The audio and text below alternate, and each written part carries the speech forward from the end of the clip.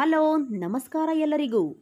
ನಮ್ಮ ಆಯುರ್ವೇದ ಮತ್ತು ಔಷಧೀಯ ಗಿಡಮೂಲಿಕೆಗಳ ಬಗ್ಗೆ ನಾವು ತಿಳಿದುಕೊಂಡ್ರೆ ವೈದ್ಯರಿಂದ ನಾವು ದೂರ ಉಳಿಯಬಹುದು. ಅಂದರೆ ವೈದ್ಯರ ಬಳಿ ಹೋಗುವ ಅವಶ್ಯಕತೆ ಇರುವುದಿಲ್ಲ. ಇಂದು ಅದ್ಭುತ ಔಷಧೀಯ ಗುಣ ಹೊಂದಿರುವ ಹಾಗೂ ಸುಲಭವಾಗಿ ಬೆಳೆಸಬಹುದಾದ ಒಂದು ಔಷಧೀಯ ಸಸ್ಯ ಅಂತಂದರೆ ಅದೇ ಈ ದೊಡ್ಡಪತ್ರೆ.